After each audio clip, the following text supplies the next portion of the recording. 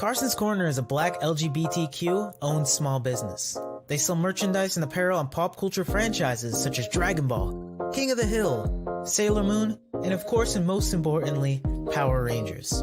If you're interested in getting their amazing merch, be sure to check them out at carsoncorner.com. Link will be down below. Be the one, alright. Okay, guys, I'm not gonna sing the whole song. I don't have the falsetto for that. But welcome to the Rider Time Archive here on the Morphin Network. I'm Mike Time Rider Zero, your host, and today we'll be discussing the summer film of Kamen Rider Build, known as Kamen Rider Build the Movie. Be the One. And if you're wondering why we're doing this on a Saturday, it's because tomorrow, so the time of this recording, is Pasadena Comic-Con, and I'm very excited. Thank you, Scott Zillner, for hosting the event, and I can't wait to see you there. I can't wait to see all the other regular attendees who show up there. I can't wait to see all the guests who will be attending, and yeah, to you, our lovely audience who are watching us while we're live, if you happen to be at the convention tomorrow, I hope to see you there as well. Now, what can I say about this movie? I have both positive and negative things to say about it. I mean, like, this is basically like just like any other buttery show movie discussion. Since it's just a movie, and you know, the crazy part is, the whole movie's only 65 minutes long plus change. It's 65 minutes long plus change. That's the funny thing for me. And yeah, so let's go right into it. The movie debuted in August 4th, 2018. And just like any other summer film back in the day, it's supposed to take place around episode 45 of any other movie.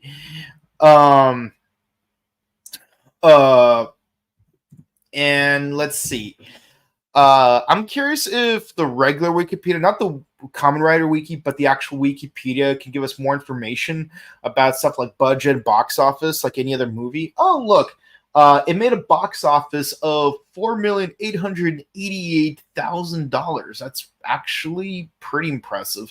I mean, considering the fact that, you know, it's a tokusatsu film, and because it's only released locally in Japan, you typically don't expect the box office to be that high.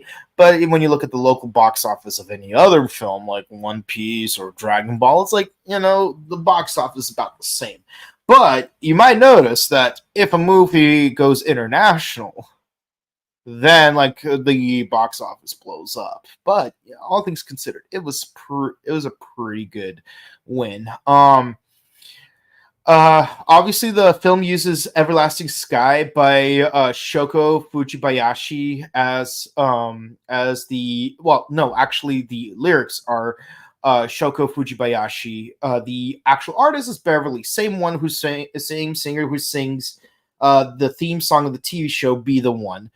So Everlasting Sky is the ending theme song. You don't really hear it in the beginning. It's totally fine. It is what it is.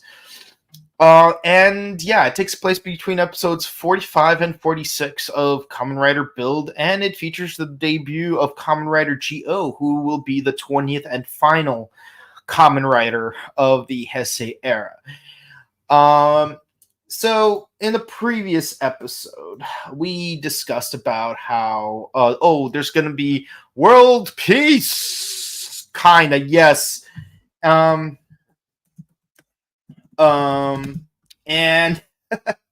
we are introduced to things that we joked about would not have any kind of impact on the TV show moving forward, and usually it's because it's to tie into a movie that will somehow be swept under the rug in the TV show moving forward, but then will be loosely referenced in some way that just doesn't feel normal.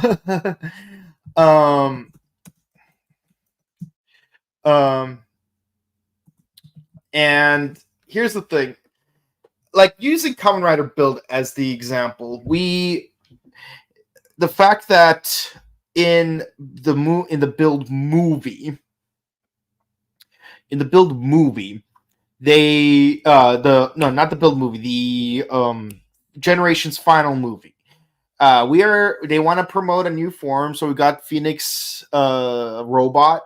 Oh, so it's like, oh, conveniently, I got these Hokuto bottles for you to use. And he uses them. But then he loses them, which explains why he doesn't have them in episode 17.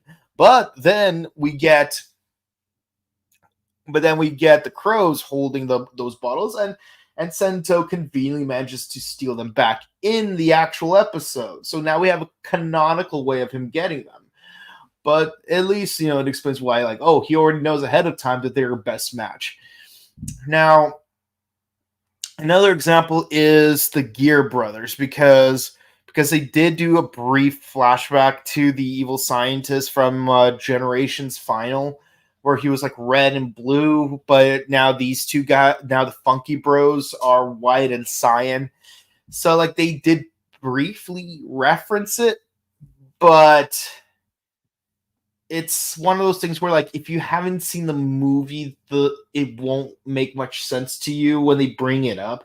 Thankfully, it doesn't deter from the actual plot if you haven't seen the movie. But some of these changes may be more or less egregious moving forward in future films. Most notably, if you have seen us talk about Kamen Rider Gotchard in the last week, as of the time of this recording, because we are doing this in 2024. Keep this in mind. Like a lot of stuff happens in the winter film for Kamen Rider Gotchard. We got you got Irene turning into Kamen Rider Majade, the first female second rider, even though it should be Jean. There was supposed to be a Wizard X Kemi who's supposed to be involved with the main villain or something like that.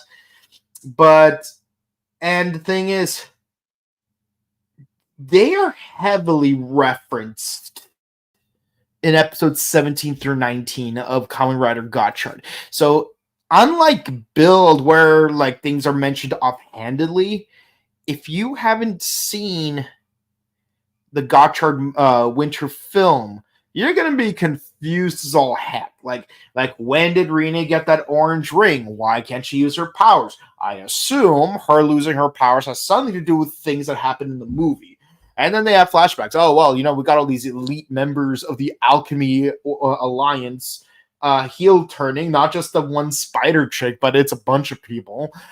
And they even like show off the Wizard X Kemi. It's like, how, if you've never seen the movie, you would have no way of knowing this happened. Like, props to like Heisei era, like especially the earlier Heisei era, where you didn't really need to see the movies. They're just supplementary. And in some cases, because the summer films take air like around episodes 20 to 28 as of the time of the release date, sometimes the movies are played off as, oh, an alternate ending to the series, and you're thinking, oh, how are we going to get from here to there over the course of the autumn and winter seasons? But then there's like some slight deviations. Noticeable examples are Kamen Rider Ryuki episode 5, which, by the way, I have a poster of like right over there. In that movie, obviously we have 6 riders left, including Ryuga and Fem, who we never see in the TV show. And it's just like the final battle. It's down to Ryuki and Knight, and then they have to fight this giant swarm of Ray Dragoons. But in the TV show, they're still only like 20-something episodes into the series. So when we actually get to the actual final episode, things play out very differently. For one, we never see Ryuga or Fem or Verde for that matter. Heck, Verde doesn't even show up in the movie. He only shows up in the 13 Rider special. If anyone's trying to like argue between Ryuki or Dragonite, just keep in mind, Dragonite only had 40 episodes, no movies, no specials, but it had all 13 writers. More importantly, they had all 13 writers together. even in the 13 Rider special, where like, oh, the main character's surrounded by all these riders at the end, um, keep in mind that Raya, Verde, and Ren are already dead. Shinji lost his Ryuki powers, but then takes on Ren's a night deck. So there's no Ryuki, no Raya, and no Verde. So there's only and I'm pretty sure at least one more rider dies in like part way in there. So you don't even get 10 riders in one scene together. You get fewer. But I digress. In the actual TV show, it doesn't happen that way. Like we're down to our last 5 riders if we include Odin. Then Oja gets killed. Zolda dies of a disease, transfers to his friend, who ends up getting killed by Oja. So we're down to Ryuki, Knight, and Odin. And then Ryuki dies. So Knight ends up having to win the entire tournament.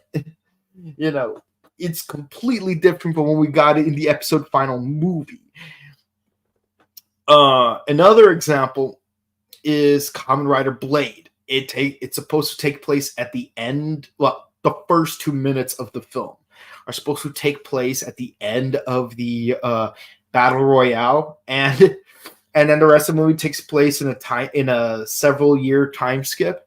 But things play out differently in the TV show when we get to the actual finale.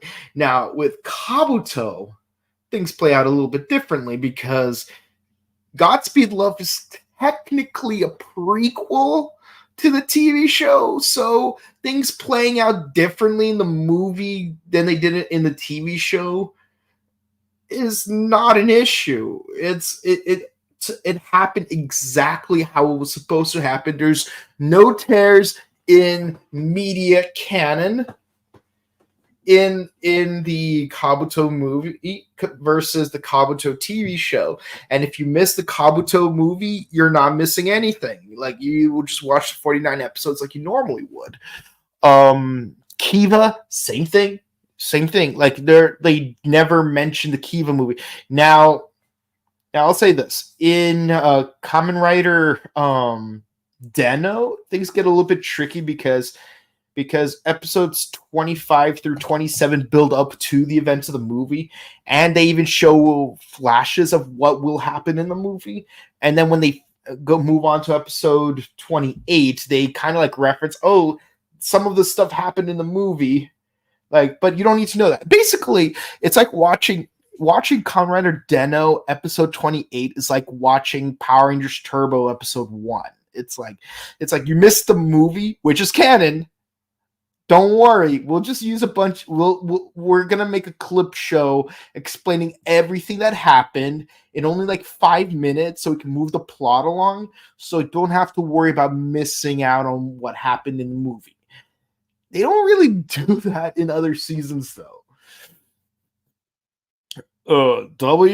Like, the movie's supposed to take place around episode 45, but it's never referenced again after that episode, like, at all. Now, if you watch the VESA next, you're gonna have to know what happened in A to Z Memories of Fate. O's, same thing. You don't really need to know anything about O's. Actually, even the VESA for O's did not even have the VESA until like the 10th anniversary, now that I think about it. But even if you watch the Megamax, like, you don't even need to know what happened in 21 Medals. Forze, same thing. but then like, things become crazier as they move forward. Some are more subtle, some are more blatant, and it just becomes harder to like watch the movies. That's why generally I just skip the movies. Not because I'm not a movie fan or because I'm just not interested in watching the movies. It's because it's really difficult to keep up. And especially since, like, the official DVD releases to the movies are months after the movies actually come out. If something is canon, I won't know till afterwards. See, I can talk about Kamen Rider Gaiden and the events that take place during the events of Gaiden because of the fact that I actually have Gaiden on DVD. The first and the second one. Well, actually, no, I have them on Blu-ray. But the point is, I can talk about those. I can't talk about the third one because it's TTFC, but see how crazy it is when you're trying to keep up with the movies, it's harder to stay up to date with the more current seasons.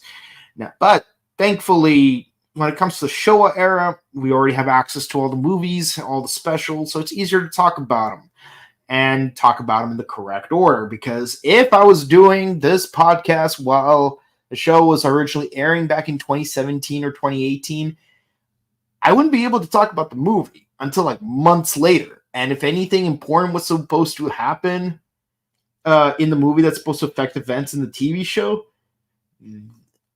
I'd be blanking out. I'd be in the dark. Heck, and you've seen that when we talk about Gotchard, because in the example involving Gotchard, it's just there. It's very blatant that there's important things that happen in that movie that have to be acknowledged in the TV show, unlike this movie in particular. But let's talk about the actual movie now that my rant is over. In the previous episode, they mentioned, peace is established, and we have 13 new. We have 3 new prime ministers for the new peaceful era of the 3 districts, because the wall is pretty much gone now because it's been turned into a tower. And if you only watch the TV show, this would be an offhanded scene that would have no significance because it doesn't get referenced again in episode 46. Now, why is that? Well, I'll let you know why. So in the movie, one of the 3 prime ministers says, the war is over. We have some peace now, but the Kamen Riders are a symbol of war, so we need to get rid of the Kamen Riders. And for some reason, everyone is either brainwashed, which they are, or just easily influenced, and they're like, yeah, let's get rid of all the Kamen Riders. So a lynching happens. Banjo came to the bad guys willingly because he didn't know they were the bad guys. He just thought they were just the Toto government. But unfortunately, as far as Gentoku and Kasumi go, they actually try to fight off the other 2 prime ministers, which have the ability to turn into a zebra and scissor smash, and they lost because they get bombarded by civilians, and these symbols of war, they don't want to harm civilians. Go figure. But it turns out that these 3 prime ministers were, as it turns out, members of the same race as Bloodstark, or Evolt, as he is now known as. Oh yeah, and take the time to appreciate that picture of Inferno in the back. So, if they had not mentioned the fact that they are the same species as Evolt, I would have thought, is this like that episode of Twilight Zone where he had a Martian disguise himself as a member of this group of bus riders, but then it turns out that the cook at the diner was actually from Venus, and his race wiped out all the Martians before they had a chance to invade Earth. Because that would have been an interesting subplot, but not they're the same species. They're never referenced prior to this point. But it turns out they've been doing things behind the scenes. Turns out they were the ones responsible for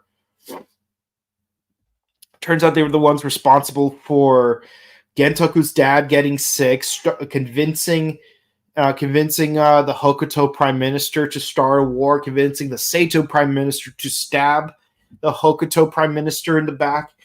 Everything has been orchestrated by this trio. And I'm like, wait, what?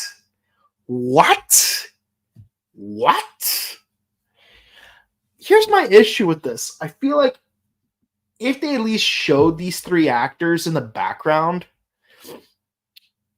I would have believed it. I would have believed it. If in Power Rangers RPM, when Vasquez and Hicks turned out to be Venjix cyborgs, I would have believed it because they had plenty of screen time and they had clues hinting to that would lead up to the plot twist. But these guys, they never showed up on screen before. Like, if they actually showed up on screen in the past, like maybe in the background and we didn't even notice them and we have to like go back and watch the earlier episodes to see if they're actually there, that would have been better. That would have been better. I would have liked that. But that's not what happens, though. That's not what happens. And that's where my problem is. If these guys were like doing behind the scenes stuff, like I would have at least liked to see in-show hints that they were doing stuff behind the scenes, just to like justify that. Oh, so that's why this guy's in the background. It's building up to stuff. We're loading Chekhov's gun. It makes so much sense now. But nope, they're just there, and their involvement in the plot of the show so far runs way deeper. Sento tries to make a run for it. Even our female friends are possessed, and even when he goes to Banjo, Banjo's also, possessed, because turns out, oh, you meeting Banjo was also part of our plan. How do you think that you found him before the government did? It was us all along. And I'm like, really, guys? Really? God damn it, guys. Why are you doing this? Why are you doing this? And again, if he just showed up behind the scenes more, it would have been a much better payoff. It would have been a much better payoff.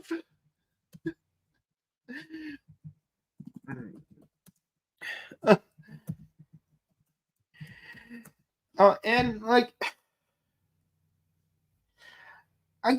like the idea in theory, but you need to pay it off. Like, if you want a good example of how to do this right, watch seasons 3 and 8 of Doctor Who. Like, if we're talking like Generation 2 Doctor Who, so you have to see. I can't even use Classic Who versus New Who. I have to use Gen 1, Gen 2, Gen 3 because like the new Doctor Who series with Ncuti Gatwa is considered Gen 3 because it's the first season on Disney Plus. Seasons 3 and 8 did such a great job building up to big plot twists. Let's start with season 3. The whole season, people have been bringing up the name Harold Saxon.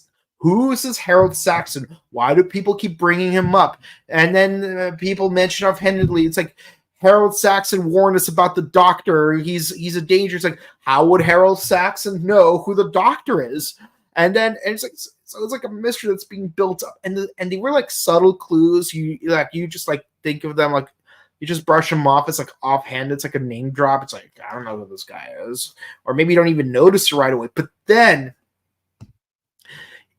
in the second to last episode of season 3, when they reveal that Harold Saxon was actually a John Sims master, it's a big reveal because that means the master's been around for a really long time and we didn't even know it until we see things happen out of order. And then there's the whole thing with season 8. I know it's like season 8 is a bit of a messy season, like even for me. But the whole mystery of who is Missy, it was built up all season. First episode, deep breath. We see Missy in heaven with that steampunk dude, and she's like, "Oh, I see you were killed by my boyfriend." It's like, who is this woman? Why is she saying that she's the doctor's girlfriend? And she shows up on a regular basis. So it's like, who is this woman? There's a build up to it. And then when it's revealed that Missy is the master, it's a huge shocking plot twist. And what's even more unhinged is that, oh, she creates an army of Cybermen to be the doctor's army. What, for his birthday? What's going on? And even then, and also there's like the whole payoff of like at the end of the series where, well, at the end of season 10 where Missy is defeated by Cybermen of all things, which takes it full circle because her first plot involves Cyberman, her last plot involves Cybermen. How crazy is that? So again, with these guys, I just wish there was more of a build up to make this payoff. And it just bothers me. Because it doesn't really work as well. Again, in theory, it's a good payoff. In practice, it was poorly executed. Yeah, and also like the main villain, like he basically absorbs the Banjo and the other two prime ministers to become Kamen Rider Blood. I'll be honest, I've seen this crimson, navy, black, gold design enough times to feel really unimpressed by it. It's like, oh, look at that. He combined the powers of Evolt and Banjo and Sento. Oh, boy. Yeah. Don't get me wrong. It's menacing. It looks menacing.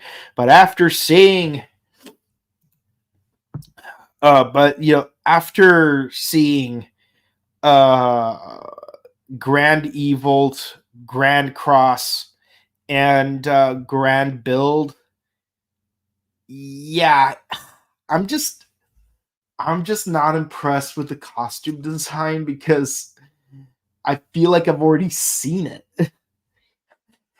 It's like having Frieza have more forms. It's like, but I got one more final form.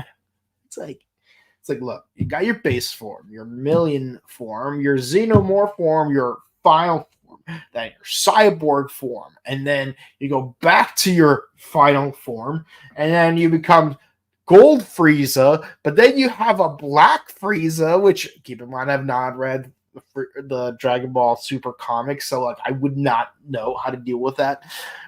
But it's like, this just feels like just another form for Evolt. It's just, I'm just not impressed.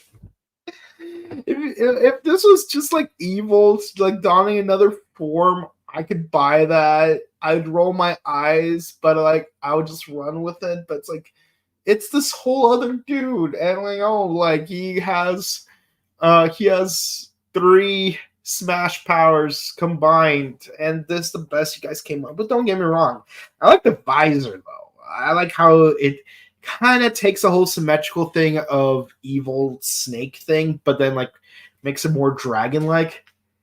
I just don't care for it. I don't know how Steve feels about it. I don't know how Jared feels about it, but I'm just not impressed. Also, it doesn't help that it's raining in this scene, so you can't really like appreciate all the details of this design. It's just a cluster. I mean, yeah, he's got a cape.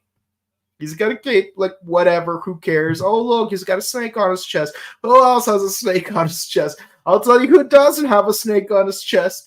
Evolt, who rescues Sento in the last minute. Why does he do it? Who knows? Evolt is such a weird character. It's like he rescues the main character on a whim, and it's supposed to be part of a grand plan every time, but he never explains it.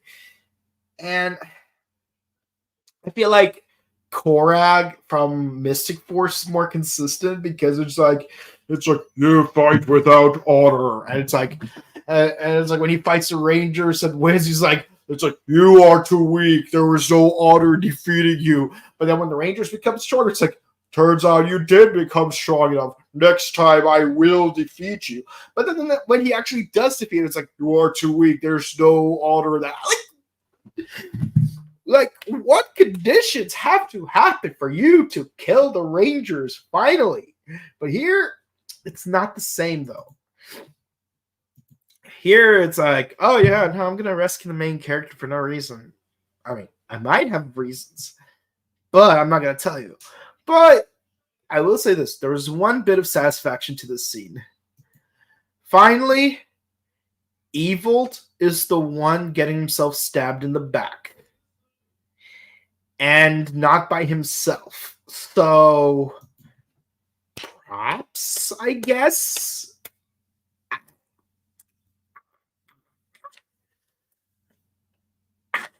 I want to feel satisfied by the fact that Evil finally got himself stabbed in the back by someone else. Because he's been stabbing everyone else in the back.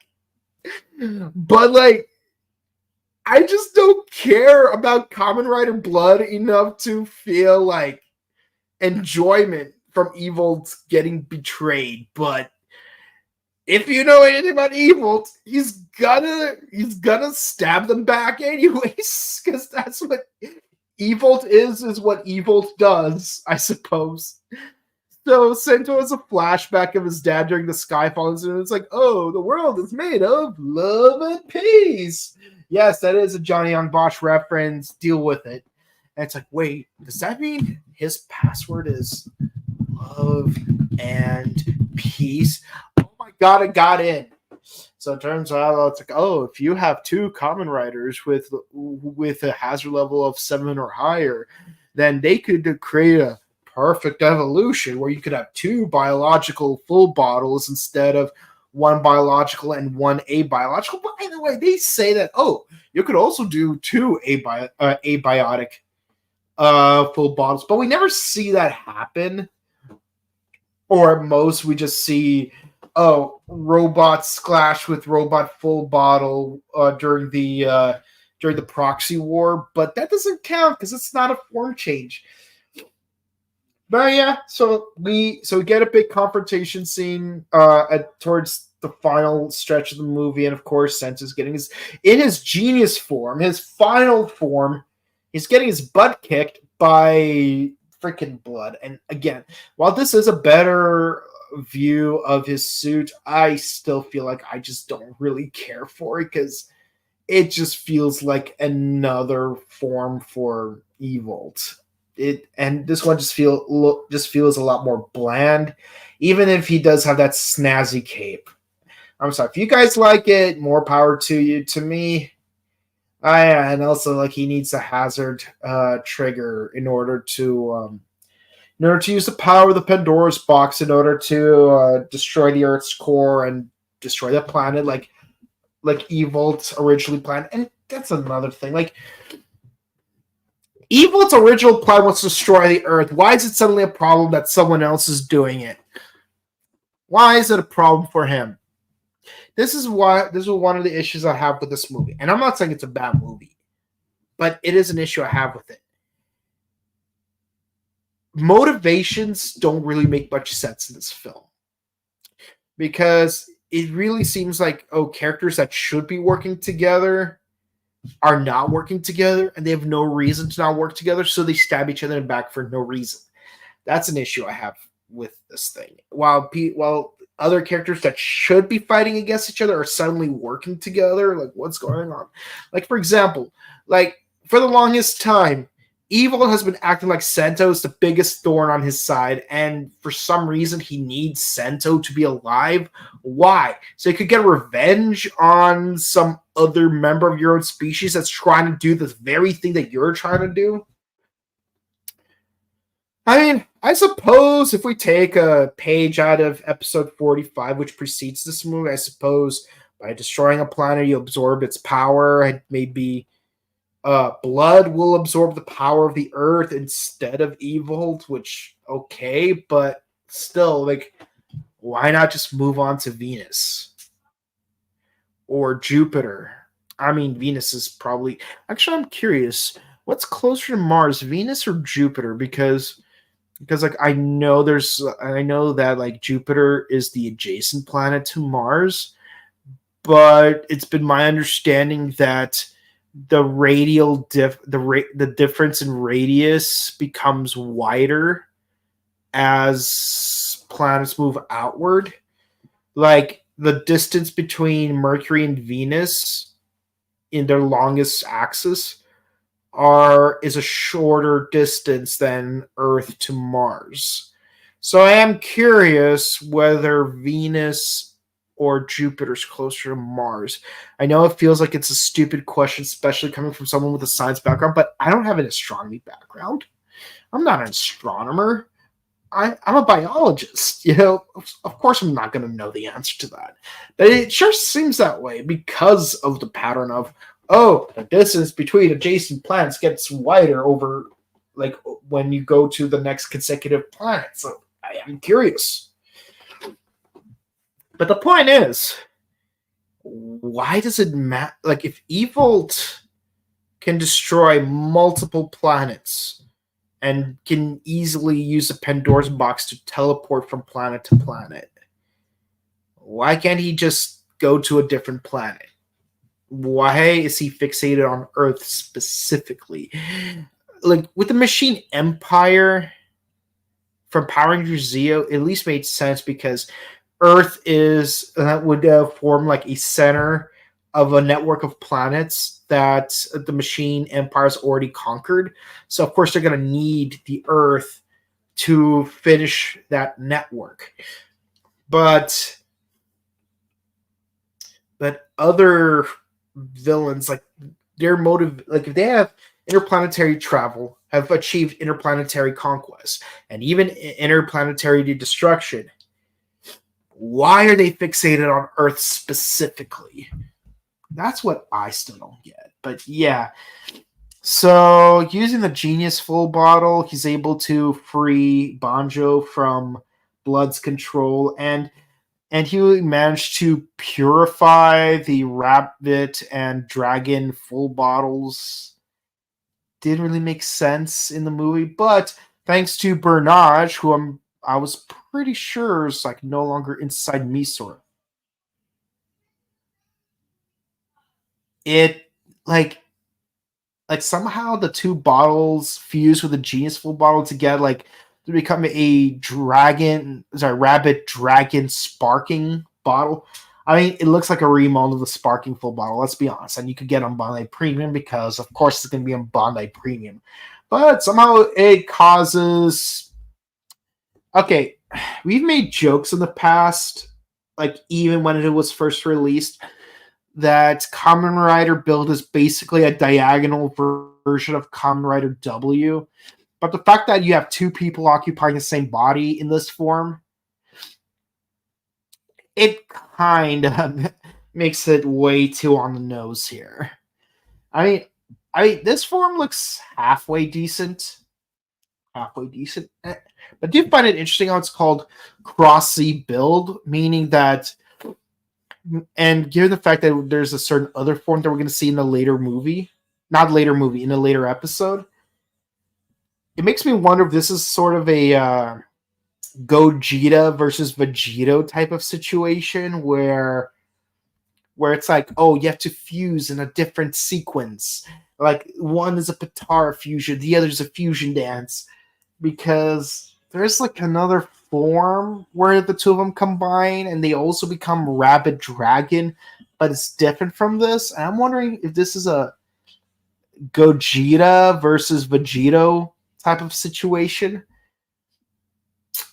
But what's interesting is that according to production notes, they wanted the other form to be in this movie and this one to be in the later episode of Kamen Rider Build that I haven't mentioned. But they decided last minute to switch the suit. So take it as you will.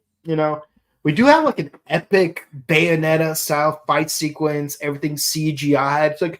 It's like, don't you understand? The people of Earth, they hate Kamen Riders. It's They're a symbol of war. Why would you stand against the people by being a symbol of war? It's like, that's because riders are not a symbol of war. They're a symbol of peace and justice, and we will protect that peace and justice from invaders like you.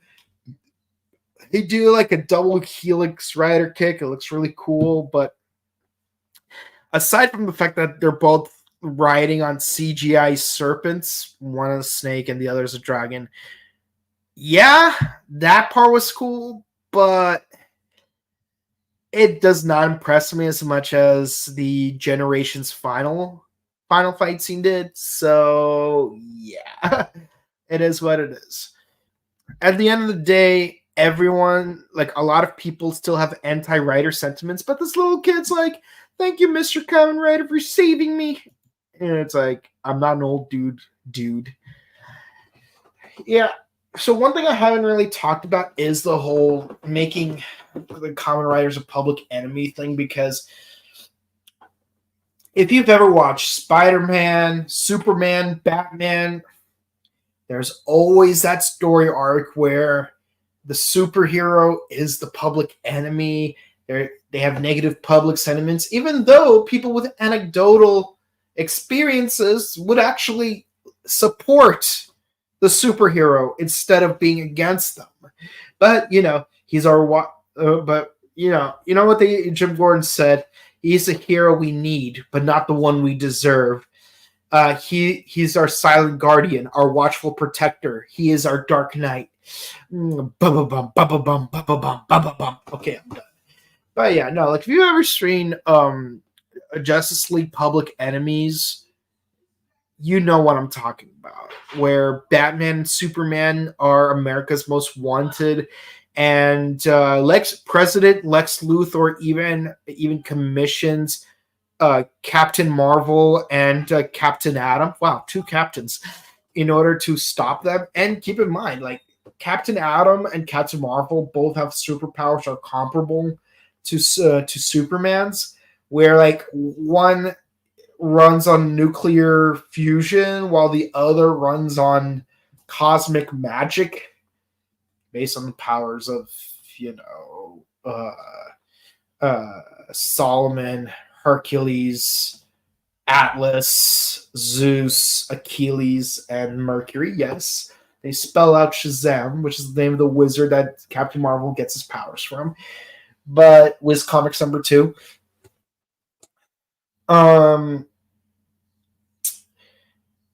But I do find it interesting how, like, yeah, just because the public hates you doesn't mean you shouldn't be a hero. You should still do your stoic duty to protect the people, regardless of public opinion. And, it's little Spider-Man moments like this that make it worthwhile. I actually appreciate it. This is like that scene from Spider-Man 3 where Stan Lee says, one person really can make a difference. Enough said. And yeah, sometimes two people can make a difference too. Two people can also make a difference. After all, in Stone Ocean, we learned that the power of 3 can be trumped by the power of 2. And that actually makes sense in this movie, because Kamen Rider Blood had the power of 3 characters, while Kamen Rider Cross Build had the power of 2 people. And yes, I may as well get it out of the way. Even Sento's dad said, you need to find Banjo. Ryuga Banjo is your only hope to help you save the world, because an evil alien is going to use the power of Pandora's box in order to destroy the world. You have to find Ryuga Banjo. And it's like, okay, they're intertwined by gravity. Okay, I get it. You could have done a better job.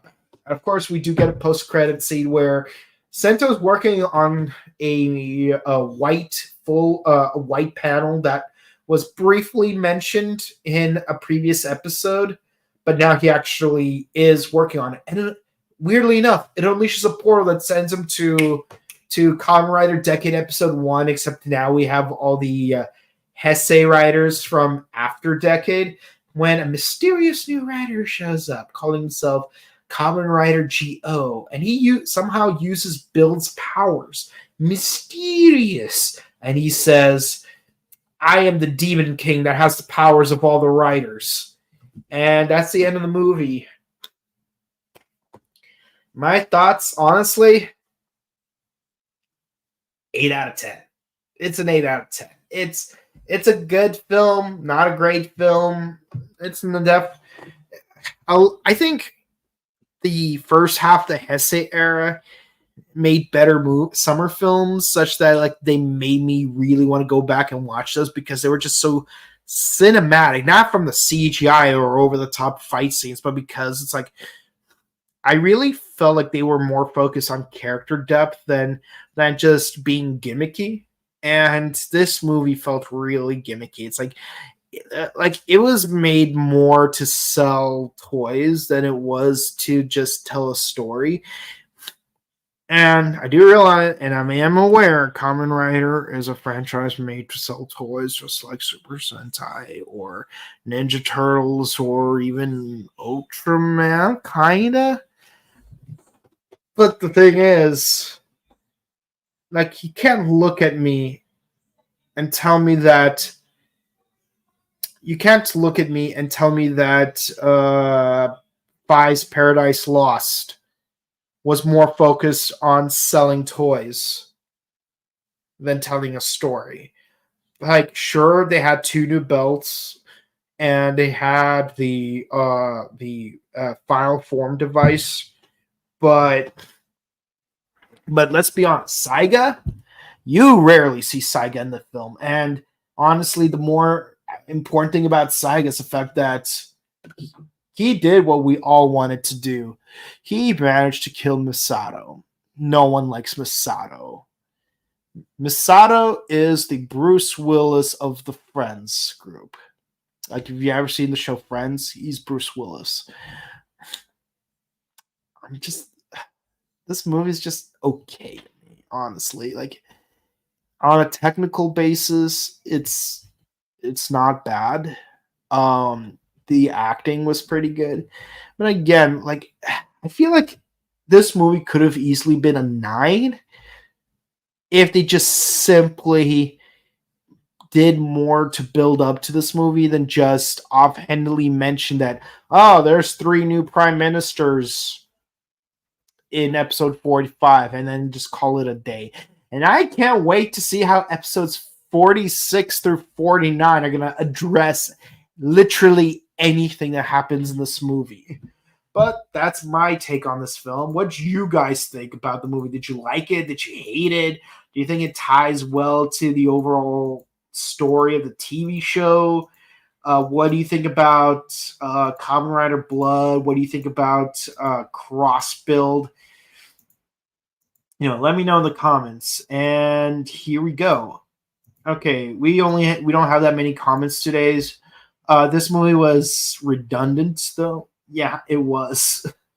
Finally, someone else stabs Evil. Exactly, like that's the highlight of the film. Someone other than Evil is doing the backstabbing, and you can't say, "Oh, well, the Prime Minister of Hokuto backstabbed the Prime Minister of Toto," because she made it clear from the beginning that she was going to do stuff, and honestly, it was Evil that was telling her to do a lot of the backstabbing, so you can't pin it on her as much, or at least you can, but you have to give Evil partial credit.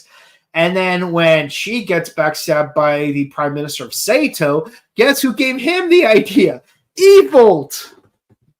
Or so we thought, because Blood was also involved. Again, Blood feels like such a dumb enemy, and they really should have built Blood up more throughout the series. That's like the main flaw of this film. OG Kabuto squirming. Yes, I am. Yes, I am.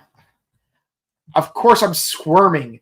Do you know how disappointing this movie is compared to the TV show, which is literal perfection? And do you know how flawed it is compared to past Kamen Rider films. Missing Ace, Godspeed Love, even Seven Fighting Demons. Like, as much as people like to hate on the last 15 episodes of Hibiki, the Seven Fighting Demons was actually not a bad film. It's basically the story of Orochi combined with the story of Seven Samurai.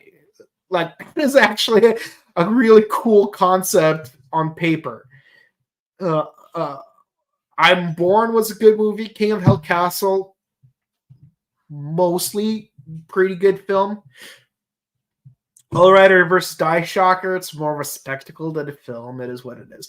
But the point is, first half of the Heisei era had such great films.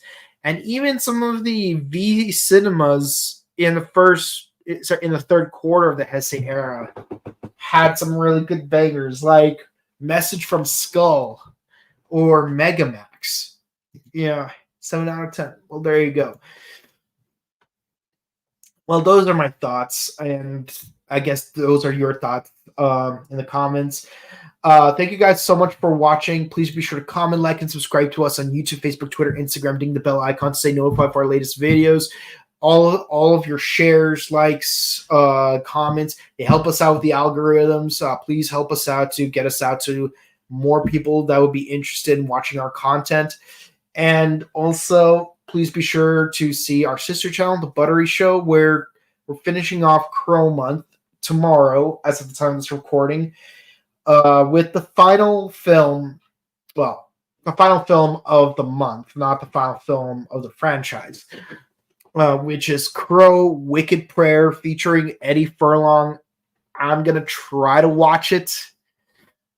I'm going to try to watch it later tonight. Wish me the best of luck. And if you want to check out my personal content, you can find me on Instagram at Boken_Kabuto and on Twitch at twitch.tv/BokenKabuto. I'm going to try to also set up a test stream tonight, so you guys could watch me try to do the test stream. And if it works out, I'll start streaming on a regular basis. But with that said, guys, thank you.